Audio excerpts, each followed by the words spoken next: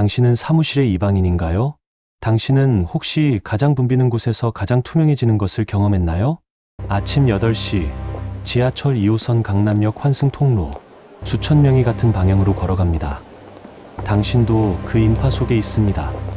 어깨가 부딪히고 발소리가 울리고 숨소리마저 뒤섞입니다. 이렇게 많은 사람들 속에 있는데 이상한 일이 일어납니다. 환승 통로를 걷다가 문득 멈춰 서봅니다. 당신 주위로 사람들이 물처럼 흘러갑니다. 당신을 피해가지만 당신을 보지는 않습니다. 마치 당신이 기둥이나 벽인 것처럼. 아니, 기둥은 적어도 사람들이 인식이라도 하죠. 당신은 그보다 더 투명합니다. 심리학자 필립 짐바르도는 1969년 이런 현상을 발견했습니다. 군중 속에서 우리는 탈개인화를 경험한다고요. 개인성이 사라지는 겁니다. 내가 누구인지, 무엇을 좋아하는지, 어떤 꿈을 꾸는지 그 모든 것이 지워집니다. 남는 건 출근복 입은 몸뚱이 하나. 그 순간 당신의 뇌는 혼란스러워합니다. 나는 누구지? 내가 여기 있긴 한 건가? 이게 바로 투명인간이 되는 순간입니다. 그리고 더 잔인한 건 이 투명함이 회사에 도착해도 끝나지 않는다는 겁니다. 아침 8시 50분. 회사 앞 커피숍에서 아메리카노를 받아든 당신은 엘리베이터 앞에서 멈칫합니다. 저 앞에 팀장님과 동료 2명이 웃으며 이야기하고 있거든요. 지금 들어가면 인사해야 하고, 뭔가 말을 섞어야 하고, 어색한 침묵을 견뎌야 하는데, 결국 당신은 핸드폰을 꺼내 아무 메시지나 확인하는 척하며 다음 엘리베이터를 기다립니다. 이런 적 있으시죠? 매일 아침 반갑습니다. 같은 안녕하세요. 건물로 출근하고 안녕하세요. 같은 반갑습니다. 사람들과 인사를 안녕하세요. 나누지만 안녕하세요. 이상하게도 당신만 다른 세계에서 온 것 같은 기분. 여러분, 이상한 일이 있습니다. 왜 우리는 사람들과 가까워질수록 더 외로워질까요? 점심시간, 당신은 동료들 사이에 앉아 있습니다. 웃음소리가 터져 나오고 진짜 웃겨. 누군가의 주말 이야기가 오갑니다. 뭐야, 나도 알려줘. 그런데 얼른 말해봐. 이상하죠. 당신만 유리병 너머에 있는 것 같습니다. 소리는 들리는데 닿지 않는 기분. 함께 있는데 혼자인 이 역설, 경험해 보신 적 있나요? 심리학에서는 이걸 군중 속의 고독이라고 부릅니다. 혼자 있을 때보다 사람들 틈에 끼어 있을 때 느끼는 외로움이 훨씬 더 지독하다는 거죠. 왜일까요? 간단합니다. 혼자 있을 땐 기대가 없지만 함께 있을 땐 연결되어야 한다는 기대가 있으니까요. 그 기대가 무너질 때 우리는 세상에서 가장 투명한 존재가 됩니다. 더 웃긴 건 이겁니다. 우리는 그 투명함을 감추려고 더 열심히 웃고 더 적극적으로 맞장구를 칩니다. 그런데 알고 계세요? 당신이 증명하려고 애쓸수록 진짜 당신은 점점 더 사라진다는 거요. 이게 바로 오늘 우리가 이야기할 가장 잔인한 역설입니다. 오늘 저는 여러분께 조금 발칙한 제안을 하나 하려고 합니다. 당신이 회사에서 겉돈다면 그건 당신이 부족해서가 아니라는 거예요. 오히려 당신의 영혼이 가짜 연결에 적응하기를 거부하고 있다는 증거일 수 있습니다. 당신은 틀린 게 아니에요. 그냥 그 틀에 담기기엔 너무 큰 사람일지도 모릅니다. 애니메이션 아바타의 현자 아이로 삼촌은 이렇게 말했죠. 가난에는 단순한 명예가 있다고요. 혹시 아이로를 모르시는 분들을 위해 잠깐 소개할게요. 아이로는 불의 나라 출신이지만 전쟁과 상실을 겪으며 누구보다 깊은 지혜를 얻은 인물입니다. 그는 항상 차 한 잔을 앞에 두고 방황하는 조카 주코에게 무조건적인 사랑과 따뜻한 조언을 건넵니다. 오늘 우리가 함께 나눌 이야기들은 바로 이 아이로 삼촌의 철학에서 빌려온 겁니다. 그의 말을 조직 생활에 대입해보면 어떨까요? 관계의 빈곤, 인맥의 부재, 그것이 정말 수치스러운 일일까요? 아니면 당신만의 기준을 지키기 위해 선택한 고독일까요? 오늘부터 우리는 함께 여행을 떠납니다. 당신의 소외감이 비정상이 아니라 위대한 변화의 전조라는 걸 증명하는 여행이요. 아이로 삼촌이 건네는 따뜻한 차 한 잔과 함께 당신이 왜 지금 그토록 아픈지, 그리고 그 아픔 끝에 어떤 아름다운 변화가 기다리고 있는지 이야기해 보겠습니다. 준비되셨나요? 소외에도 명예가 있다는 걸 아시나요? 가난 속에 숨겨진 명예? 이제부터 설명해 드릴게요. 점심시간 11시 50분. 식당에 앉아 동료들과 밥을 먹습니다. 웃음소리가 터지고 진짜 웃겨. 누군가의 주말 이야기가 오갑니다. 뭐야, 나도 알려줘. 그런데 이상하죠. 소리는 들리는데 내 안으로 들어오지 않습니다. 같이 있는데도 혼자 겉도는 이 미묘한 기분. 30분이 지나고 나면 어깨가 무겁고 입가에는 억지 미소의 흔적만 남습니다. 먼저 들어갈게요. 자리로 돌아온 당신은 문득 깨닫습니다. 다음 날부터 당신은 혼자 밥을 먹습니다. 구석 자리에 앉아 유튜브를 켜고 좋아하는 채널을 봅니다. 이상한 일이 일어납니다. 어제보다 어깨가 가렵습니다. 억지로 웃지 않아도 되고 관심 없는 이야기에 고개 끄덕일 필요도 없죠. 그런데 이게 맞나 싶습니다. 저기 동료들은 여전히 우르르 몰려다니는데 나만 혼자 유튜브를 보면서 밥을 먹고 있으니까요. 나는 왜 같이 있는 게 더 외로울까? 나는 왜 혼자가 더 이제 슬슬 편할까? 가볼까? 이게 그래, 정상인가? 아니면 내가 이상한 걸까? 여러분, 혹시 이런 생각 해보신 적 있나요? 같이 있어도 대화가 안 들어와. 억지로 웃고 있는 나를 발견해. 나만 여기서 겉도는 것 같아. 우리는 이걸 실패라고 부릅니다. 사회성 부족, 관계 능력 결여, 뭐 이런 거창한 말들로요. 그런데 여기 충격적인 통계가 있습니다. 한국 리서치가 조사한 바에 따르면 직장인 10명 중 7명이 회사에서 진정한 친구가 없다고 답했습니다. 10명 중 7명이요. 그런데 그 7명은 다 어디 있을까요? 바로 저 우르르 몰려다니는 무리 속에 있습니다. 잠깐 거꾸로 생각해 봅시다. 점심시간마다 특정 무리와 몰려다니는 사람들, 그들은 정말 행복할까요? 뒷담화와 가십으로 채워진 한 시간, 진심 어린 대화라기보다는 소속감 확인 의뢰에 가깝지 않나요? 웃긴 건 그 다리를 박차고 나오면 뭔가 후련한 기분이 든다는 거예요. 마치 꼭 껴맞춰야 하는 옷을 벗어던진 것 같은.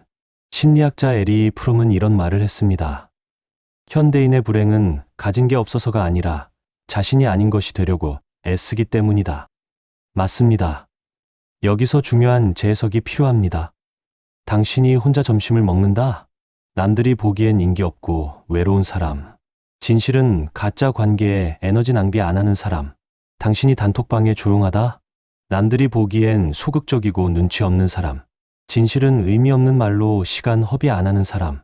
그리고 가장 미묘한 순간, 같이 밥 먹는데도 혼자 겉도는 이 기분. 남들이 보기엔 사회성 부족한 사람. 진실은 억지 동조보다 진심을 선택한 사람. 당신이 회식을 피한다? 남들이 보기엔 팀워크 없는 이기적인 사람. 진실은 자기 시간의 가치를 아는 사람. 아이로 삼촌은 말합니다. 가난에는 단순한 명예가 있다고요. 관계도 마찬가지입니다. 쓸데없는 인맥으로 가득한 풍요로움보다 진짜 나를 지키기 위해 선택한 고독이 훨씬 명예롭습니다. 내일 점심시간 이렇게 해보세요. 이 혼자 밥을 먹게 되더라도 구석 자리 대신 창가 자리에 앉으세요. 이 핸드폰 대신 창밖을 3분만 바라보세요. 마음속으로 이렇게 말하세요. 나는 오늘 가짜 소속감의 시간을 팔지 않았다. 이것은 나의 작은 승리다. 딱 이것만요. 3분이면 됩니다. 당신이 지금 이 영상을 보고 있다는 건 많은 사람들이 당신과 같은 마음으로 이 화면을 보고 있다는 뜻입니다. 우리는 혼자가 아닙니다. 그저 같은 고민을 하는 사람들이 서로를 아직 못 찾았을 뿐이죠. 오늘부터는 혼자 먹는 점심을 부끄러워하지 마세요. 그건 당신이 가짜 소속감의 시간을 팔지 않았다는 작은 승리입니다. 당신이 관계의 빈곤 속에 있다면 그건 당신이 무의미한 관계에 시간을 낭비하지 않겠다는 무의식적 선택일 수 있어요. 관계의 빈곤 속에 숨겨진 단순한 명예, 당신은 이미 그걸 누리고 있습니다. 당신이 섞이지 못하는 이유, 정말 당신이 낮아서일까요? 아니면 당신만의 고결한 기준이 있어서일까요? 생각해보세요. 누구나 끼워주는 자리는 사실 아무나 앉아도 되는 자리라는 뜻입니다. 당신이 그 자리에 없다는 건 당신이 아무나가 아니라는 증거예요. 오늘부터는 혼자 먹는 점심을 부끄러워하지 마세요. 그건 당신이 가짜 소속감의 시간을 팔지 않았다는 작은 승리입니다. 관계의 빈곤 속에 숨겨진 단순한 명예, 이미 그걸 누리고 있습니다. 질문 하나 드릴게요. 희망은 누가 주나요? 당신의 행복은 누구의 손에 달려 있나요? 상사의 칭찬, 동료의 인정, 단톡방에 올라오는 초대장. 우리는 모르는 사이에 행복의 리모컨을 다른 사람에게 건네버립니다. 저 사람이 나를 좋아해주면 행복할 텐데. 저 그룹에 끼면 외롭지 않을 텐데. 이게 바로 외부 의존적 자존감이라는 심리적 함정입니다. 심리학에서는 이런 상태를 타인 승인 중독이라고 부릅니다. 마치 중독자가 약을 찾듯 우리는 타인의 인정을 갈구하죠. 문제는 그 인정이라는 게 언제 끊길지 모른다는 겁니다. 오늘 웃어주던 사람이 내일은 무시할 수 있어요. 그럼 당신의 행복도 함께 증발합니다. 더 잔인한 건 그렇게 얻은 인정은 진짜 당신을 향한 게 아니라는 거예요. 그들은 회사용 당신, 착한 사람 역할을 하는 당신을 좋아하는 겁니다. 진짜 당신은 여전히 투명인간이죠. 아이로는 이렇게 말합니다. 희망은 스스로에게 주는 것이다. 절망의 길로 내려가는 것은 본능에 굴복하는 것이고, 희망을 택하는 것은 내면의 힘을 믿는 것이라고요.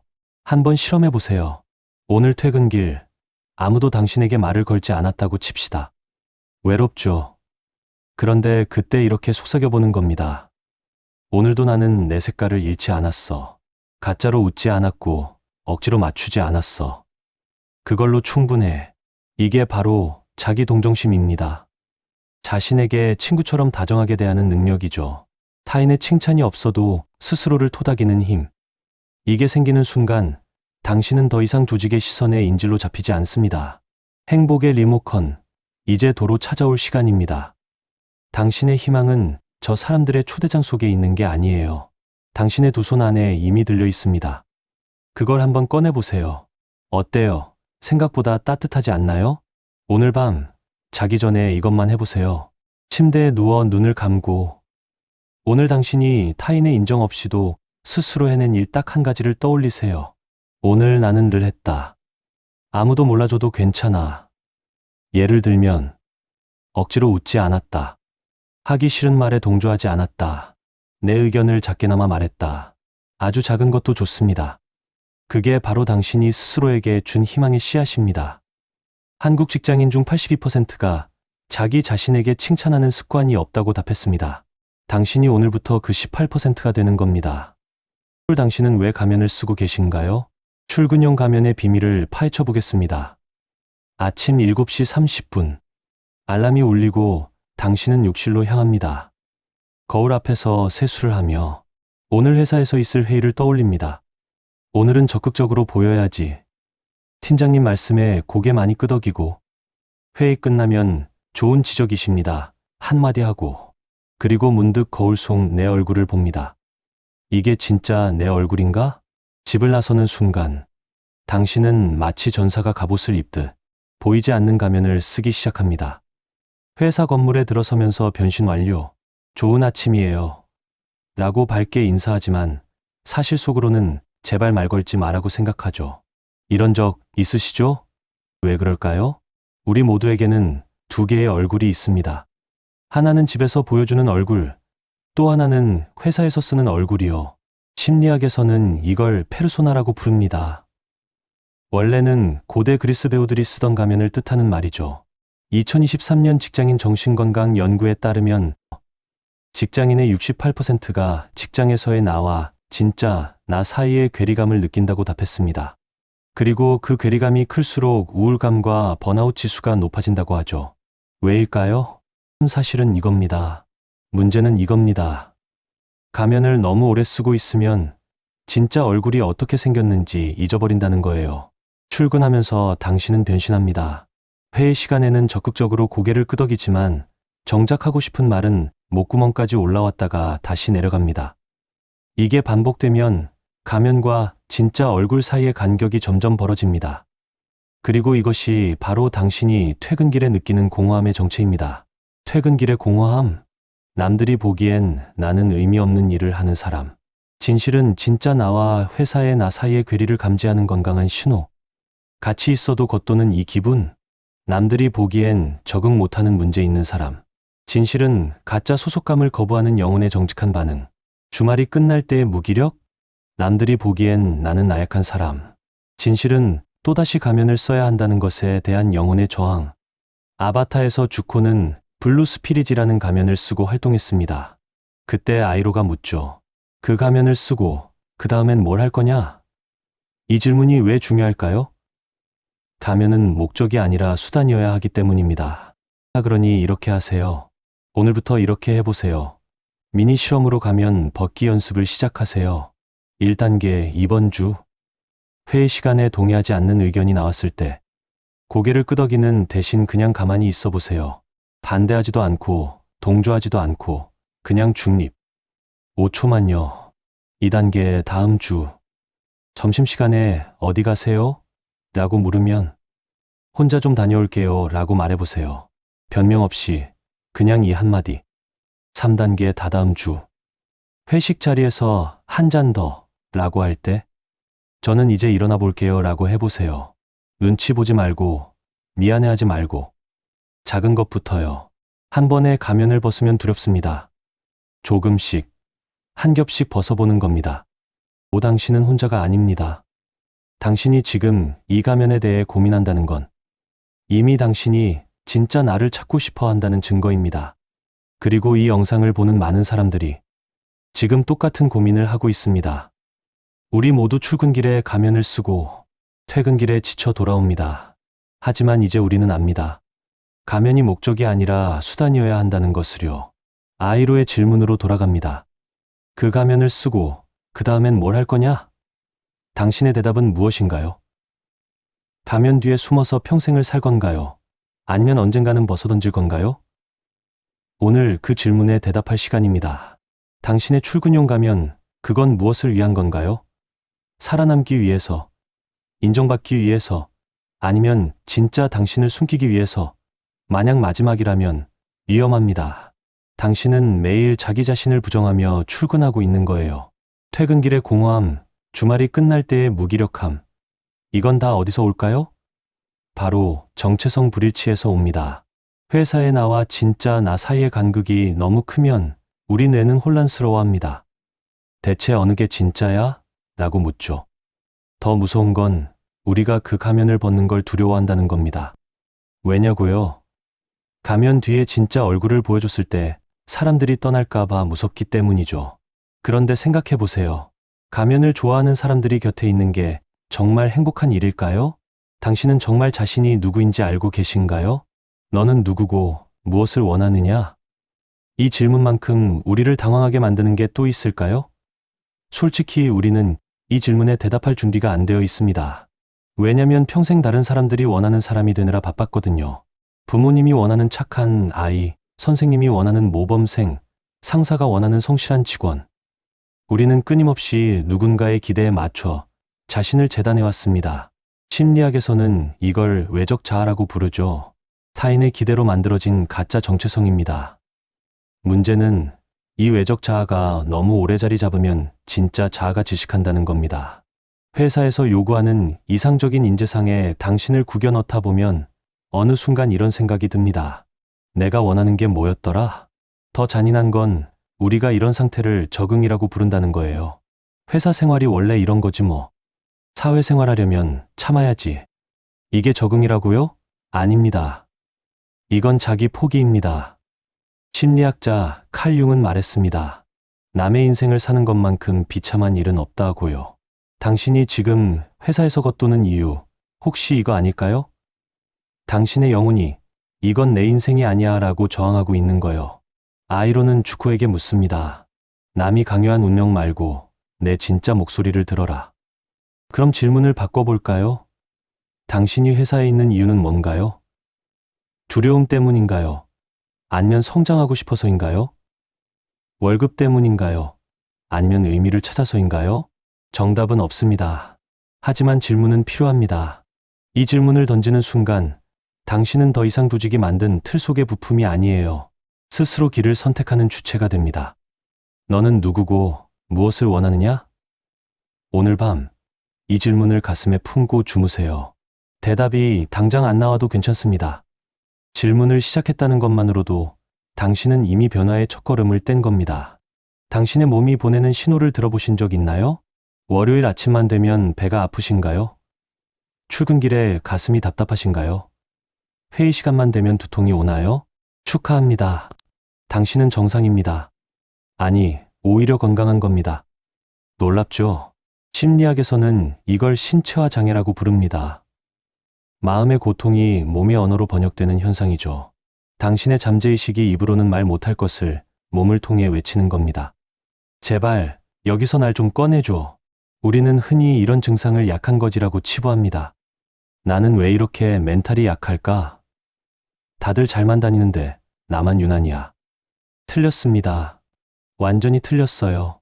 아이로는 이렇게 말합니다. 이것은 자연적인 병이 아니라 내 마음속의 전쟁이다. 당신의 몸은 고장난 게 아닙니다. 정확하게 작동하고 있는 거예요. 당신의 가치관과 조직의 문화가 격렬하게 충돌할 때 몸이 경고등을 켜는 겁니다. 더 흥미로운 건 이겁니다. 이 증상들은 변화의 전조라는 거예요. 마치 애벌레가 나비가 되기 전 고치 속에서 녹아내리는 것처럼요. 생물학적으로 보면 애벌레는 고치 안에서 완전히 액체 상태가 됩니다. 끔찍하죠? 하지만 그 과정을 거쳐야만 날개를 얻을 수 있습니다. 아이로는 이걸 심리적 변태라고 부릅니다. 당신의 낡은 자아상이 무너지고 진짜 자아가 태어나는 과정은 절대 유쾌할 수 없어요. 고통스럽고 혼란스럽고 때로는 견딜 수 없을 것 같습니다. 하지만 이건 당신이 망가지고 있다는 신호가 아닙니다. 재구성되고 있다는 신호예요. 더 강하고 더 진실한 버전의 당신으로 거듭나고 있는 겁니다. 그러니 월요병을 부끄러워하지 마세요. 출근길의 두통을 감추려 하지 마세요. 그건 당신의 영혼이 보내는 정직한 신호입니다. 지금 이 길이 정말 내 길이 맞나요? 라고 묻는 용기 있는 질문이에요. 몸의 신호를 무시하지 마세요. 그게 바로 당신이 아름다운 왕자, 공주로 거듭나기 위한 첫 번째 단서입니다. 지금 당장 해볼 수 있는 것. 몸의 신호 일기 쓰기 3일만. 오늘부터 3일간 자기 전에 휴대폰 메모장에 이것만 적어보세요. 오늘 몸이 보낸 신호 두통, 복통, 가슴 답답함. 그때 무슨 일이 있었나. 회의 상사 면담단 톡방. 내 몸이 진짜 하고 싶었던 말 도망치고 싶다 화난다 슬프다 등. 예시를 들어볼까요? 월요일 아침 8시 복통 출근 준비 중 오늘 하루가 싫다. 월요일 오후 3시 두통 팀 회의 중 이 회의가 무의미하다. 3일 후 패턴이 보일 겁니다. 당신의 몸이 언제 왜 비명을 지르는지. 그게 바로 변화의 지도입니다. 길을 잃었다고 해서 잘못된 건가요? 나는 왜 사회생활을 이렇게 못할까? 이 질문으로 스스로를 얼마나 학대하셨나요? 밤마다 침대에 누워 오늘 했던 실수들을 반복 재생하고 그때 이렇게 말할 걸. 왜 나는 저렇게 행동했을까 하며 자책하죠. 심리학에서는 이걸 반추사고라고 부릅니다. 소가 되새김질하듯 부정적인 생각을 끊임없이 되씹는 거죠. 문제는 이게 해결책을 찾는 게 아니라 자기 혐오를 강화한다는 겁니다. 우리는 자신에게 너무 가혹합니다. 타인의 실수는 쉽게 용서하면서 자신의 실수는 결코 용서하지 않죠.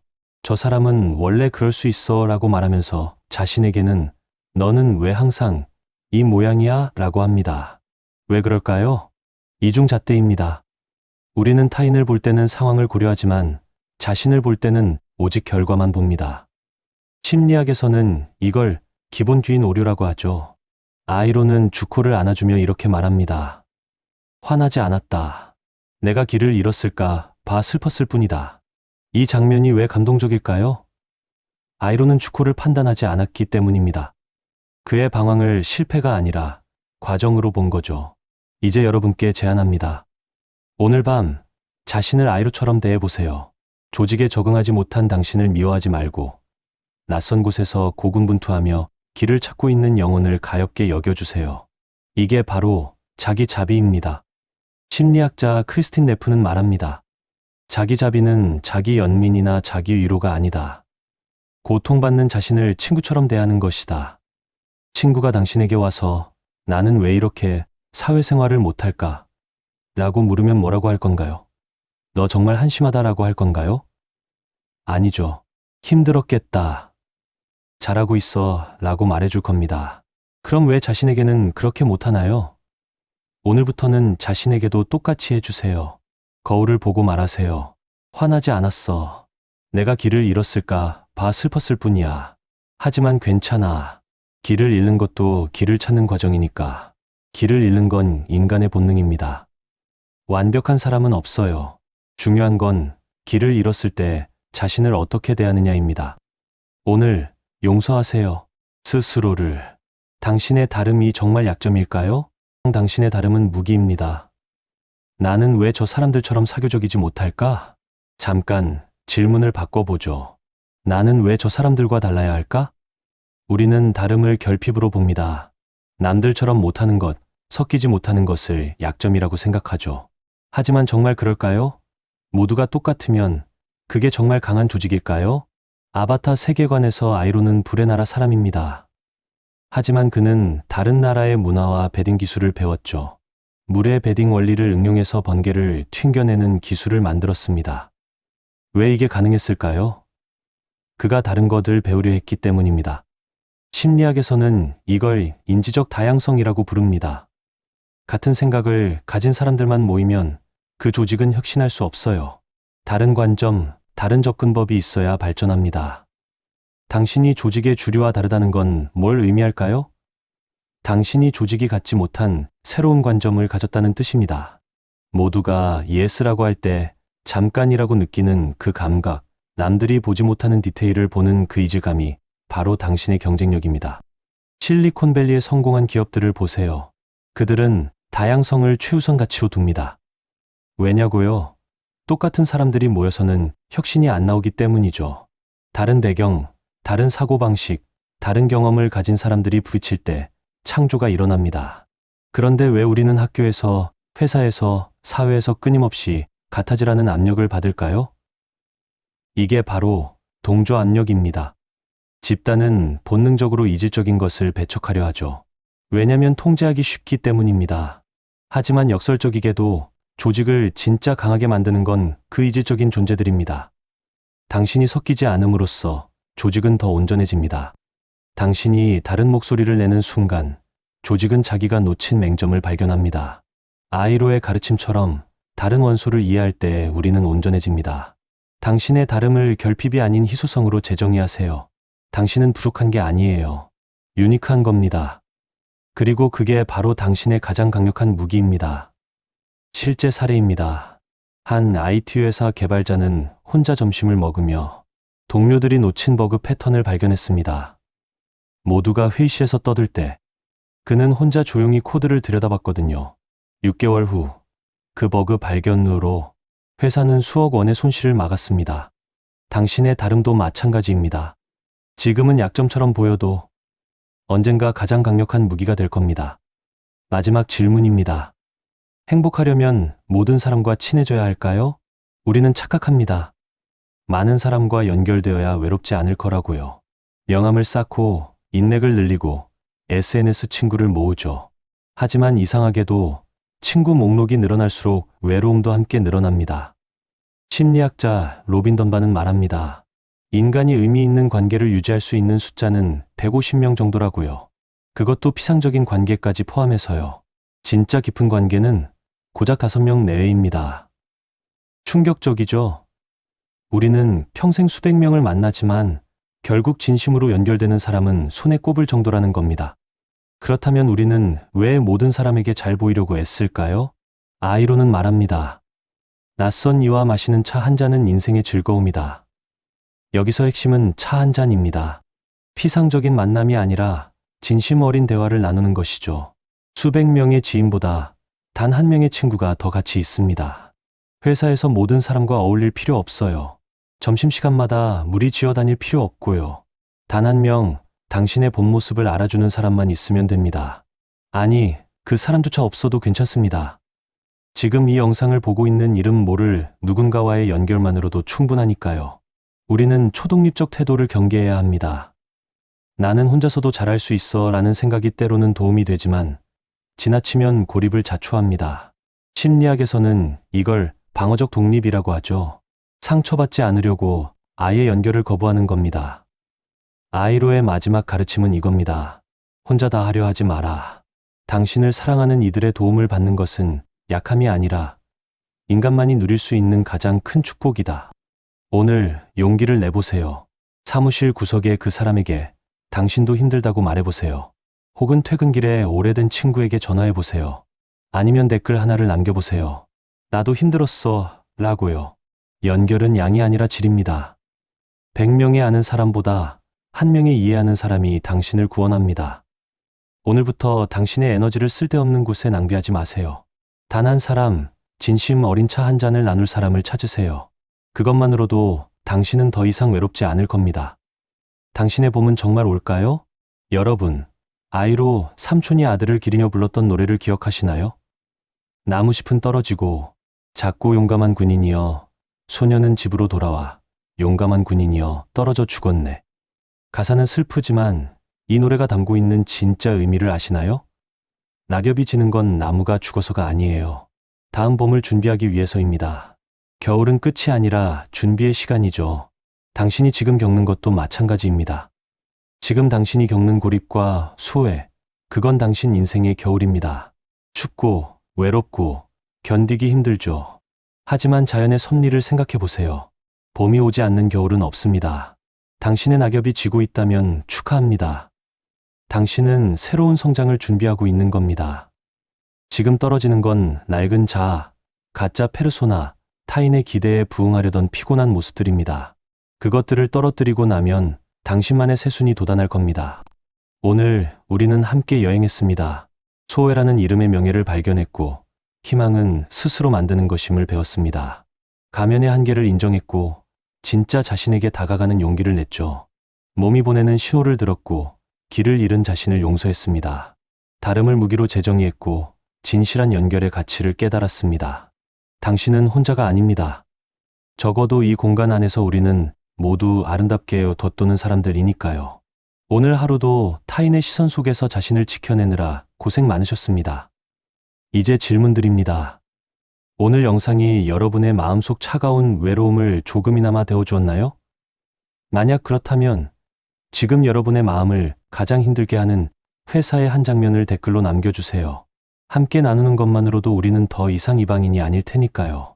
당신의 봄은 반드시 옵니다. 그때까지 조금만 더 견뎌주세요. 당신은 충분히 잘하고 있습니다.